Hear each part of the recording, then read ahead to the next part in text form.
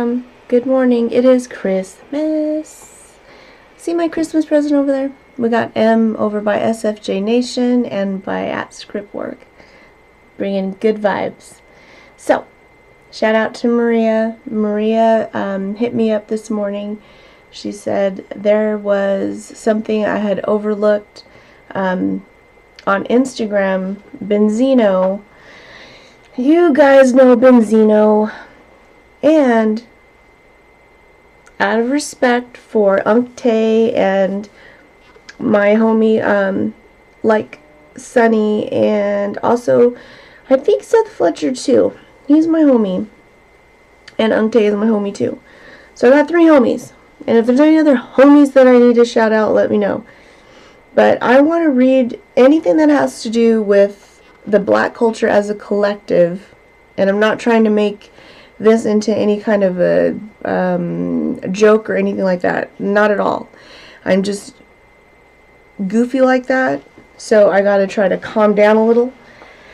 I like to keep things light, but in this instance, I'm not going to throw my attitude or throw my bias in there. So I really had to shout out my guys for not jumping my ass for the last thing that I had read, which was very current regarding M's white privilege. So we're not going to speak on that because this is something new. This is something you guys can look up on YouTube for yourself if you want to read the Instagram post yourself. I am going to read this once because you guys know how I am. I do it one time and that is it. Stuff like this, it just bogs you down. This is negative stuff. You guys don't need it.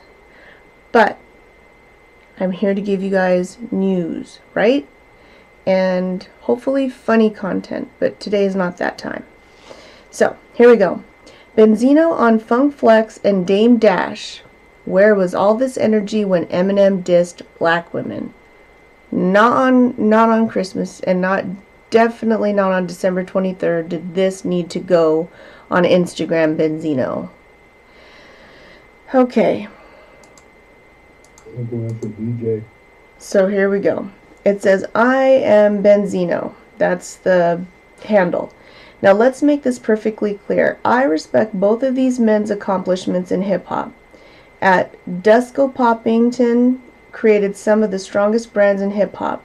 Rockefeller and everything that came behind it was created by his vision, period. At Funk Flex will always be one of the, if not the most influential DJs at hashtag New York and the world has ever had. But where was all this energy when M disrespected black women? Where was all this anger about culture vultures at? Actually, me and Flex was super cool. He dropped bombs on my first solo single on hashtag Hot 97, and that blew me away. I supported his car shows and purchased rims from, and the relationship was dope. There's like a lot of errors, but it doesn't matter. And errors as in grammatical errors. Until the M situation. So let me read that sentence again. I supported his, it says is, car shows. So I'm going to read it the way it should be, the way he wanted to type it, rather than the way it says, just so it makes sense. Okay? I supported his car shows and purchased rims from, and the relationship was dope. Until the M situation. After I exposed the racist tape M made calling black women hoes, gold diggers, and bitches, Flex actually took M's side, led him on hashtag Hot 97, and him and Angie Martinez joined in with M disrespecting me and my position in hip-hop, resulting in us having a bad relationship till this day. The only one on hashtag Hot 97 who stuck up for black women up there and agreed with me was Miss Jones, hashtag Miss Jones, and hashtag Star. Also, I can't remember Dame or anybody else in the industry for that matter say one thing about the situation, and everybody knew. Wow, this is a lot. I'm not saying nothing. Knew what happened, and that's all in caps. Everybody knew what M did and just ignored it. And why? Because in this industry, it never matters what anybody did as long as you were on top. You could say or do anything, even diss black women, and that's in caps, diss black women on songs because nobody wanted to be blacklisted or look like they were going against the machine. Flex still played M, and Jay did the Renegade song with M. Everybody supports hashtag Colin Kaepernick about an anthem, but how come all these guys didn't boycott M when he basically dissed all black women in the song Foolish Pride? Also saying in the song white women are better. Now, I'm not trying to bring up old shit and beat a dead horse, but if we are going to have this dialogue about culture vultures, that's what he put in quotations, and black and white issues, then I want in, and he put that in all caps, because I was on the battlefield by myself and got blacklisted for it. 100. Now I can't wait to see the D writers in the comments section and all the hip hop bloggers have to say about this. Well, I'm both those things. So, but I don't have that kind of time. I got my own fam to take care of. So, and there's plenty of both of those things. So, I'm sure he's going to get slammed for that. I love when they say, here comes the MD writers, da-da-da-da-da, and the bloggers. Yeah, because those are probably stans and fans, and they look at him like family. So I know it seems crazy to a lot of you, but that's just facts. It's just 100. I gotta stop. Anyway, what do you guys think about this? Is this old shit? Is he beating a dead horse? This is something I definitely want to hear Jay Green's opinion on. Jay Green is like the official Eminem aficionado. I love what she has to say. Now, if we want to just really make it short, we'll listen to what Philly B has to say. Oh my gosh. How could I not say my other little homie Philly B? So, let's put it this way.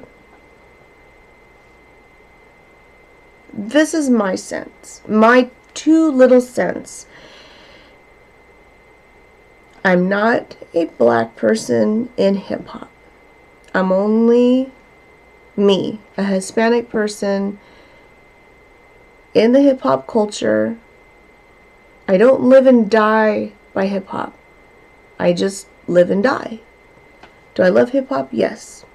What I see here as a stan, as a fan of Eminem, is this.